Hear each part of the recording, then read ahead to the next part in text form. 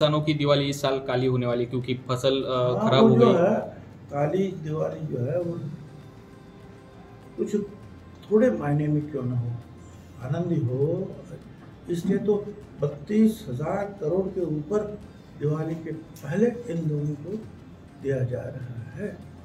Okay okay, thank you sir, thank you. बहुत बहुत शुक्रिया।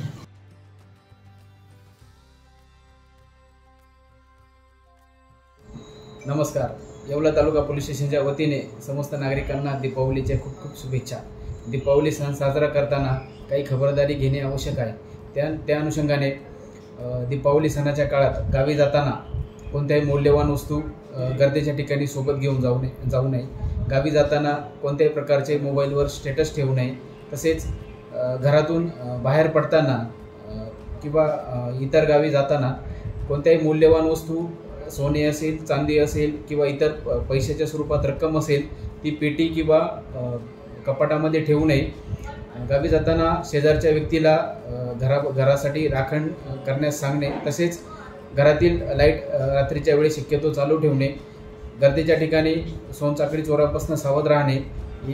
तसेच इतर काही ज्या आवश्यक खबरदारी घेण्यासारख्या गोष्टी आहेत त्या गोष्टीचे पालन करणे आवश्यक आहे. दीपावली काळात आपल्याला काही अडचणी झाल्यास तात्काळ 112 नंबरवर संपर्क साधणे किंवा पोलीस स्टेशनच्या नंबरवरती संपर्क साधून मदत मागणे. आपल्याला आवश्यक ती सर्व मदत पोलीस स्टेशनच्या वतीने दिली जाईल. महाराष्ट्राचा मोठा भाग हा अतिवृष्टीमुळे आज खूप मोठ्या प्रमाणावर बाधित झालेला आहे आणि अशाही परिस्थितीमध्ये नेहमीची येतो पावसाळा या म्हणीप्रमाणे आपल्या हिंदू धर्मात येणारा हा दीपावलीचा सण हा निश्चितपणे सर्वांना येवले लासलगाव मतदारसंघ यातील प्रत्येक जाती धर्माच्या सर्वांना सुखा समाधानाचा आणि आनंदाचा जाईल. व्यावसायिकांना जाईल, उद्योगधंद्याला जाईल, शेतकऱ्यांना देखील हा गोड करून घ्यावा लागेल. आज खऱ्या अर्थाने या सर्व परिस्थितीत शेतकऱ्यांना मोठ्या मदतीची गरज आहे. शासन जाहीर करतं परंतु प्रत्यक्षात आजपर्यंत तरी मोठ्या प्रमाणात ही मदत मिळालेली नाही. मला या ठिकाणी सांगितलं पाहिजे की शासनाने या सर्व शेतकरी बांधवांची दिवाळी ही गोड करावी. समाधानी असेल शेतकरी तरच सुखी होते जनता या म्हणीप्रमाणे आज महाराष्ट्राला ही दिवाळी सर्वांना सुखा समाधानाची जावो ही अपेक्षा व्यक्त करून या ठिकाणी पुन्हा एकदा सर्वांना शुभेच्छा देतो. थांबतो. जय हिंद, जय महाराष्ट्र. नमस्कार, मी कुणाल नरेंद्र दराडे. येवला लासलगाव मतदारसंघातील तमाम माझ्या बंधू भगिनींना व वडीलधारी मंडळींना दीपावलीच्या खूप खूप शुभेच्छा. दराडे परिवार हा नेहमीच सामाजिक कार्य करत असतो आणि त्या कार्यातून समाजाची सेवा ही घडत असते. भविष्यामध्ये कुणाल दराडे फाउंडेशनच्या माध्यमातून तमाम येवलेकरांसाठी हे सामाजिक कार्य असं सुरू राहणार आहे. या दिवाळीच्या निमित्ताने सर्व नागरिकांना समृद्धी मिळो, त्याचप्रमाणे त्यांनी जे जे काही स्वप्न बघितले असेल त्यांचे सर्व स्वप्न साकार. धन्यवाद.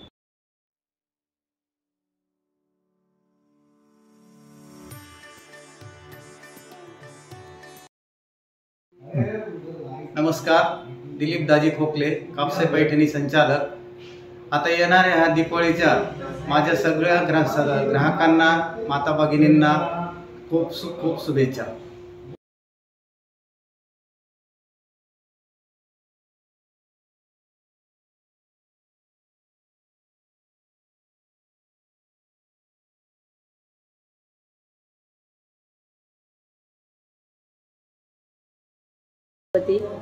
सविता पवार, येवला शहर व येवला तालुका सर्व शेतकरी बांधवांना दीपावलीच्या हार्दिक शुभेच्छा.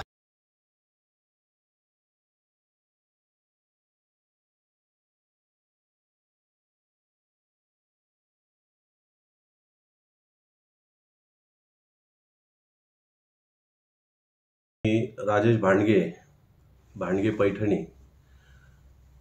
येवल्यातील सर्व नागरिकांना तसेच या मतदारसंघातील सर्व नागरिकांना दिवाळीच्या आणि नवीन वर्षाच्या हार्दिक शुभेच्छा। हे वर्ष त्यांना सुख समृद्धीचं आणि भरभराटीचं जावो, आनंदाचं जावो आणि आरोग्यदायी जावो अशी मी परमेश्वर चरणी प्रार्थना करतो। त्याचप्रमाणे येवला राष्ट्रवादी काँग्रेस पक्ष अजित पवार गट यांच्या वतीने सुद्धा मी सर्व नागरिकांना दिवाळीच्या आणि नवीन वर्षाच्या हार्दिक शुभेच्छा देतो। मी गोरख एकनाथ पवार आपणासो आपल्या परिवारास माझ्या परिवाराकडून सर्वांना दिवाळीच्या लाख शुभेच्छा। आपणास ही दिवाळी सुख समृद्धी आणि भरभराटी जावो हीच पंढरपूरच्या पांडुरंगाची प्रार्थना करतो। रामकृष्ण हरी। येवला तालुका मेडिकल प्रॅक्टिशनर असोसिएशनचे अध्यक्ष डॉक्टर चंद्रशेखर क्षत्रिय यांची येवला न्यूजच्या माध्यमातून विशेष मुलाखत बघूया। नमस्कार, मी डॉक्टर चंद्रशेखर क्षत्रिय येवला मेडिकल प्रॅक्टिशनर असोसिएशनचा अध्यक्ष, त्याचप्रमाणे येवला IMAचा अध्यक्ष, येवला शाखेचा, त्याचप्रमाणे राष्ट्रवादी डॉक्टर सेलचा अध्यक्ष। ह्या नात्याने दोन गोष्टी आपल्याशी हितगुज करी इच्छितो। प्रथमतः आता हा जो ओला दुष्काळ आपल्या पूर्ण महाराष्ट्रावर आलेला आहे त्यामध्ये सरकार जी मदत करत आहे त्याबद्दल मी सरकारचे पहिले तर आभार मानतो। आणि दुसरी गोष्ट, KYC करून जी मदत चालू आहे त्याने मला जास्ती आनंद होतो। कारण असं की ते डायरेक्ट जो अमाऊंट आहे किंवा पैसा आहे तो जो आहे तो शेतकऱ्याच्या खात्यावर जावा अशी माझी मनोमन इच्छा होती। त्याप्रमाणे सरकार वागतं आहे। येवल्याकडनं मला पुढच्या या अपेक्षा आहेत भावी काळामध्ये। तर येवल्याची जी परिस्थिती आहे ती पुढे चालून चंदीगड सारखं वातावरण इथं निर्माण व्हावं, त्याचाच मतितार्थ असा मला सांगता येईल की चंदीगडमध्ये जी आपली दळणवळणाची योजना आहे तर ती दळणवळणाची योजना जी आहे ती आपले समजा आपले महाराष्ट्राचे माजी मुख्यमंत्री व आपले भाग्यविधाते छगन भुजबळ साहेब आपल्याला सगळे रस्ते तसे करून देतील, आपल्याला सगळे सिग्नल सगळीकडे लावून देतील, पण आपल्याला स्वतःला नागरिक म्हणून पण जबाबदारी घेण्याची आवश्यकता आहे की आपली घाण आपणच उचलायची, आपली गाडी आपणच स्लो करून चालवायची, लोकांना धक्का लागणार नाही असं आपण बघायचं। आणि त्याचबरोबर सिग्नलचे पालने आपण स्वतःच करायचे, कारण बनवून तर लोक देतील आपल्याला किंवा साहेब देतील आपल्याला सगळं करून, पण ते व्यवस्थित ठेवणे आणि वापरणे शेवट जे आहे ते आपल्या हातात आहे। ही झाली येवल्यापुरती मर्यादित गोष्ट। त्याचबरोबर 2027 मध्ये जे आहे नाशिकमध्ये कुंभमेळ्याचा नियोजन होत आहे, त्याच दृष्टिकोनातून साहेबांनी जे आहे 2 विमानपट्ट्या ज्या आहेत तिथं वाढवण्यासाठी प्रस्ताव दिलेला आहे मोदी सरकारकडे आणि तो मान्य होईल। त्याचा परिणाम असा होईल की नाशिक जे आहे ते जगाच्या नकाशावर चालल्या जाईल। विमानं जे आहे तिथं उतरली की त्याच दृष्टिकोनातून ते येवल्यापर्यंत पण येतील। आपला पण रस्ता बनतो आहे 27 पर्यंत, तो बनवून तयार होऊन जाईल। म्हणजे आपल्याला नाशिकला आणि नाशिकतून जगाची बाजारपेठ ओपन होऊन जाते। एकदम सुंदर आणि सोपं झालेलं आहे ते। आणि पुढे चालून मला खूप अपेक्षा आहे की महाराष्ट्र सुद्धा जो आहे त्यांनी प्रगतीपथावर जसं समृद्धी महामार्गाने आपण गेलेलो आहे तसंच जे आहे आपल्याकडे जे वंदे भारत सुरू झालेले आहेत त्या ज्या ट्रेन्स आहेत अजून त्यांची संख्या वाढवावी, जेणेकरून दळणवळण वाढलं की आपली आर्थिक प्रगती निश्चित होणार आहे। महाराष्ट्र संपल्यानंतर भारताचा जर विचार आपण करायला गेलो तर भारतामध्ये जे आहे ते आपल्याला जे ऊर्जा स्रोत आहेत, मूळ ऊर्जा स्रोत आहेत त्यांची जे आहे ऊर्जा स्रोत सापडणे व त्याच्यावर काम करणे हे आपल्याला आवश्यक आहे। ऊर्जा स्रोताचा जो महत्त्व आहे ह्या ज्या ज्या देशांनी ओळखलं, समजा अमेरिकेने पहिले ओळखलं तर ते देश हे महासत्ता झालेले आहेत। ज्या देशांनी ते ओळखलं नाही ते मागं राहिलेले आहेत। आपण ते आता ओळखत आहोत आणि आपण पुढे चाललेलो आहोत। आताच आपल्याला जर उदाहरण द्यायचं ठरलं तर भारत आणि अमेरिकेमध्ये BTA करार मंजूर झालेला आहे, ज्याच्यामध्ये भारताची आणि अमेरिकेची जी ट्रेड आहे ती ट्रेड फेब्रुवारी महिन्यापासून सुरू होत आहे. तर ही ट्रेड आपण सुरू करतो आहोत. समजा USAचे जे प्रेसिडेंट आहेत त्यांनी चायनावर जे आहे जो टेरिफ लागू केला तो त्यांना एकाच दिवसात मागं घ्यावा लागला, कारण चायनाकडे जे आहे ते रेअर एलिमेंट्स जे आहेत त्याचं प्रमाण खूप जास्ती आहे. ते रेअर एलिमेंट्स म्हणजे काय, तर उद्या चालून जे आहे ज्या बॅटरीज करता वापरण्यात येणारा जो थेलियम नावाचा जो पदार्थ आहे, जो आपल्याकडं अजून त्याचा रिसर्च चालू आहे, तर युरेनियमपासनं थेलियमपासनं जे आहे त्यांना पुढं जाता येणार आहे. त्यांच्याकडं ते स्रोत अवेलेबल झालेले आहे, म्हणून त्यांच्यावर लादण्यात आलेली जी टेरिफ होती ती ट्रम्प साहेबांना मागं घ्यावा लागली. आपल्याला थोडं जे आहे अजून आत्मनिर्भर व्हायला वेळ लागणार आहे. त्याचबरोबर तुम्ही म्हटलात, आता विचारलं की साहेबांना जे तुम्ही पुस्तकं दिले त्याच्यामध्ये नेमकं काय होतं, तर नेमकं त्याच्यामध्ये तेच होतं.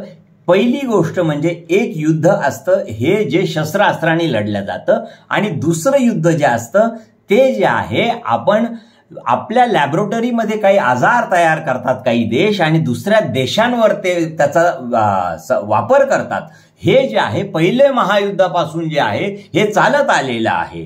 आता मागचा जो पिरियड मध्यंतरचा आपला खराब गेला त्याचा माझा संदर्भ द्यायचा आहे, तर तुम्हाला लक्षात आलं असेल मला काय म्हणायचं आहे. याला म्हणतात जैविक युद्ध. जैविक युद्धाच्या दृष्टिकोनातून त्यांनी हे सगळं केलं होतं. त्याचबरोबर जे आहे आपल्याला एकच गोष्ट सांगायची आहे की आपल्याला पुढं जायचं असेल तर आपल्याला सगळ्यांना बरोबर शांतीच्या मार्गानेच पुढे जावं लागेल. गौतम बुद्ध जे आहेत तेच आपले आदर्श शेवटपर्यंत राहणार आहेत. त्याचबरोबर आता मला तुम्हाला एकच गोष्ट सांगायची आहे, ती म्हणजे हेल्थवर. हेल्थ म्हणजे तुमची प्रकृती. त्याच्यामध्ये सगळ्यात महत्त्वाचं आहे की तुम्ही तणाव व्यतिरिक्त जीवन जगण्याची शैली तुम्ही जर अवलंबली तर तुम्ही 100पर्यंत निश्चित तुम्ही पार करू शकता. शेवटची गोष्ट आहे ती म्हणजे लॅप्रोस्कोपीवर. लॅप्रोस्कोपी जी पुढं चालून जी आहे जी फक्त आता रोबोटिक सर्जरीकडे जाणार आहे विथ टेक्टाईल फीडबॅक. हा याचा मतितार्थ गर्भार्थ मी तुम्हाला सगळं सांगितलंय. Happy Diwali to all of you.